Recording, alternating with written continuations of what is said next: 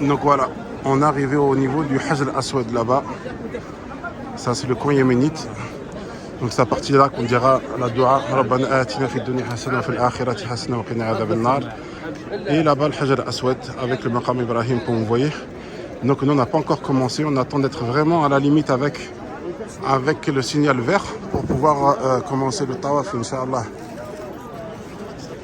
Donc voilà, c'est à ce niveau-là qu'on commence le tawaf. Donc en levant la main et en saluant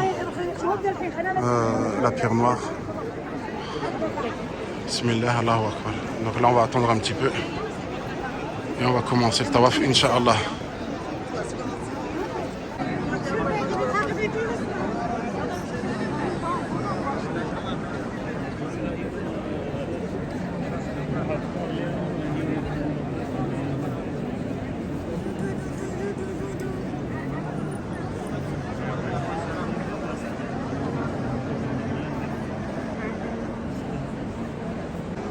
Donc voilà, on arrive à Hajj al-Aswad. Là, vous arrêtez la dua et vous redites encore une fois, en relevant la main, Bismillah, Allahu Akbar. Et là, ça fait un tour. Et vous faites comme ça les 6 prochains tours qui restent pour compléter les 7 tours, Inch'Allah.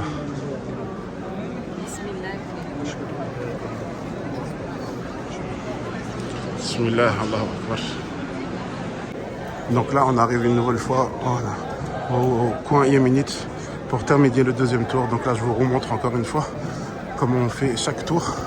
Et donc, comme je vous ai dit, il vous faudra faire ça pour compléter 7 tours, Inch'Allah. Donc, une fois qu'on arrive ici, on dit encore la dua Rabbana atina fid dunya hasana fil akhirati hasana à partir d'ici jusqu'au Hajj al-Aswad, Inch'Allah.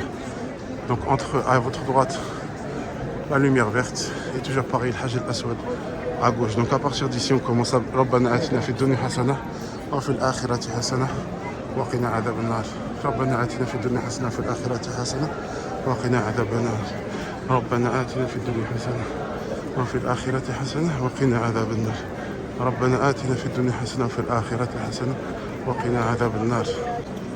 Donc voilà, on vient d'arriver au Hajj al-Aswad et à notre droite le signal vert. Donc à partir de là on a fait un deuxième tour. Bismillah, Allahu Akbar. Donc on fait comme ça jusqu'au 7e tour. Et au 7e, on n'embrasse pas la pierre, on va directement, enfin on ne salue pas la pierre, on va directement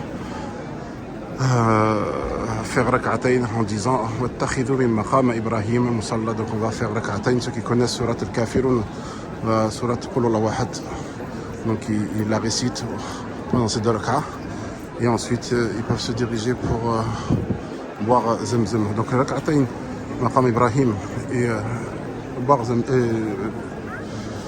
aller à Zemzem pour boire de l'eau Zemzem, ce sont des sunnahs, donc elles ne font pas partie ni des obligations ni des piliers.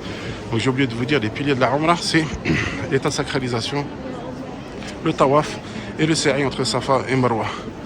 Voilà, donc ces 3 piliers dont il faudra accomplir au cours de votre Umrah. Et après, vous avez aussi les obligations, on en parlera plus tard, les obligations. Donc la différence entre les obligations et les piliers, c'est que les piliers, s'ils ne sont pas accomplis, votre Umrah n'est pas valide. Contrairement aux obligations, vous pouvez les compenser avec une compensation. Ça aussi, on pourra le voir une autre fois, un peu plus tard. Donc les obligations peuvent être compensées, contrairement aux piliers. Donc nous voilà au 7e tour. Donc là on va accomplir le 7e tour, Inch'Allah. On va dire encore une fois la dua entre Rukn al-Yamani, le coin yéménite, et la pierre noire, Al-Hajj al-Aswad. Mais on ne va pas passer le salam sur la pierre noire. On va aller directement faire rak'atayn entre le maqam, derrière le maqam Ibrahim. Donc quand il y a du monde comme ça, c'est pas une condition de faire ces rak'atayn au niveau directement derrière le maqam Ibrahim. Vous la faites là où est-ce que vous pouvez, là où est-ce que ça ne dérange pas et vous ne serez pas dérangé. Ce n'est pas une condition de le faire directement derrière, au milieu de la foule et en dérangeant tout le monde. Non, pas du tout. Donc vous sortez directement donc du tawaf et vous allez vous diriger vers un endroit où ce que vous pouvez faire ces rak'atayn là tranquillement, sans déranger et sans être dérangé. Binillah. Donc là, cette vidéo, je l'ai fait pour montrer comment on accomplit la Umrah de manière générale. Je ne vais pas rentrer dans tous les détails, surtout en ce qui concerne les douas. Comme vous savez, il y a beaucoup de différentes douas en fonction des différents savants et l'authentification des textes. Donc il y a peut-être certaines choses qui peuvent changer légèrement, mais de manière générale, voilà, c'est de cette manière-là qu'on accomplit la Umrah. Donc après, tout ce qui est doua, donc il faudra voilà, authentifier, etc. et comparer. Donc ça serait peut-être pour une autre vidéo.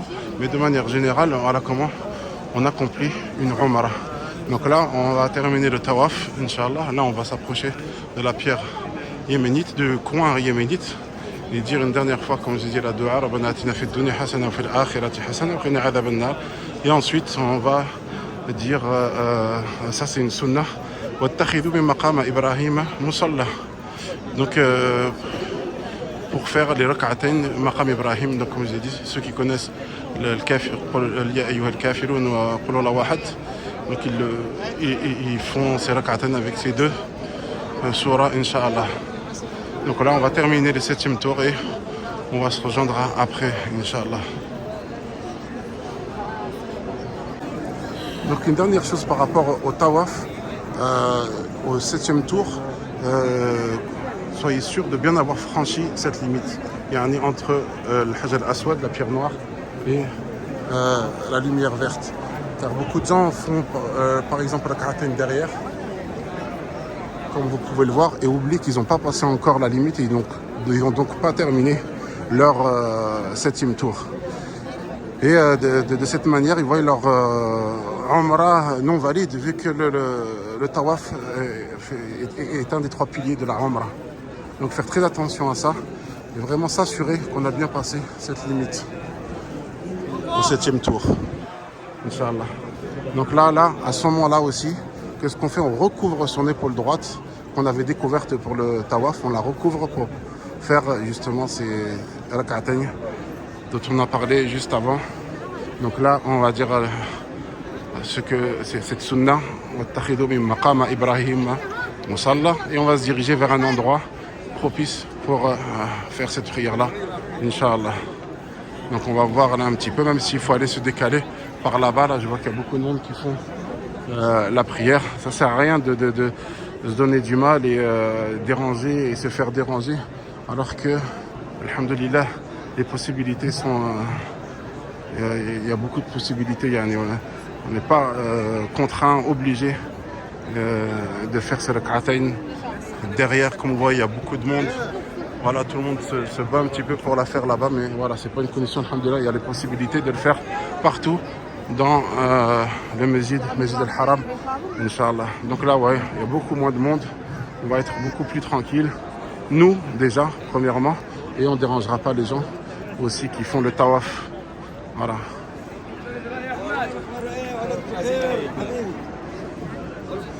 Donc voilà, et toujours prendre une sotara. Si vous avez quelqu'un avec vous, vous pouvez faire la prière l'un après l'autre et chacun sera la sotara de l'autre. Ou bien vous trouvez directement un endroit où il n'y aura pas besoin, vous pourrez éventuellement faire la prière tranquillement sans demander à qui que ce soit de faire votre sotara.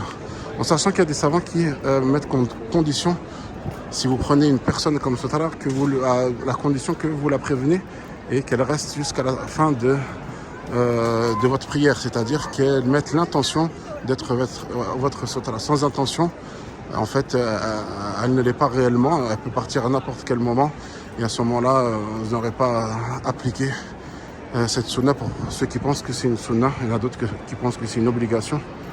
Donc voilà. Voilà par exemple un endroit tranquille où vous pouvez faire vos rak'atayn sans être dérangé et sans déranger les gens qui font, les pèlerins qui font le tawaf. Voilà. Voilà, donc alhamdoulilah, on vient de finir les rak'atayn.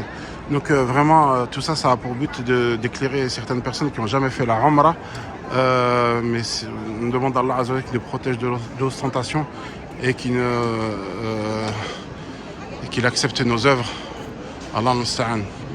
Donc on vient de terminer nos rak'atayn et il y a une dernière chose aussi que je voulais dire. Si vous avez perdu vos ablutions, donc comme vous savez, vous n'avez pas besoin d'avoir vos ablutions pendant les rites de la Umrah, quand vous êtes en état de sacralisation, mis à part pendant le tawaf et la prière. Donc si vous perdez les ablutions pendant le tawaf, il faudra que vous alliez refaire vos ablutions et reprendre de là où est-ce que vous vous êtes arrêté, Inch'Allah, pour continuer, pour compléter les tours que vous avez déjà fait.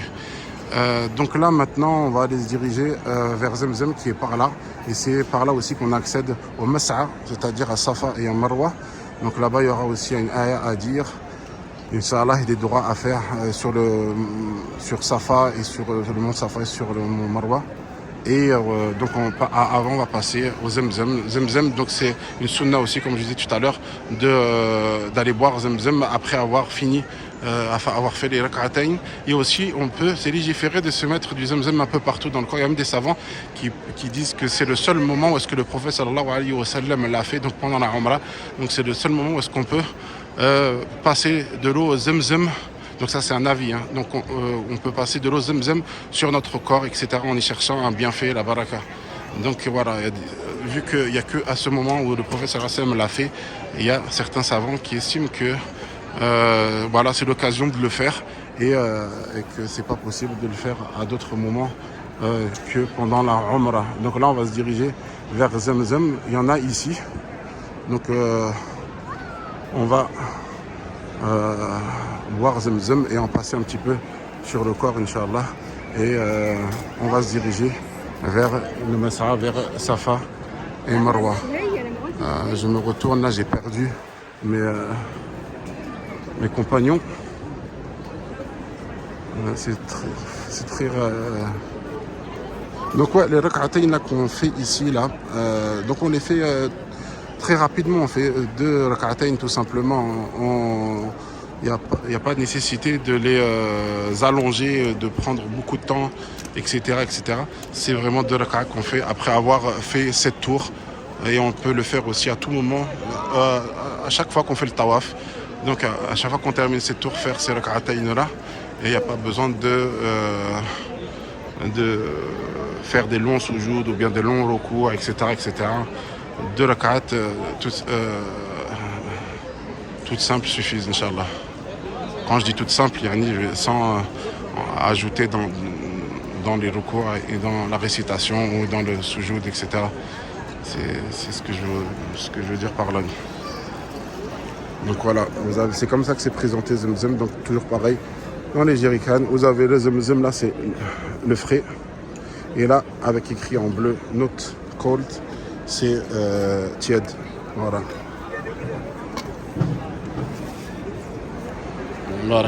Donc c'est une sunna aussi. On a le droit de boire debout à ce moment-là aussi. Ça fait partie de certaines exceptions quant au fait de boire debout. Et c'est une sunna aussi de boire 3 fois et d'invoquer Allah Azza wa Jal.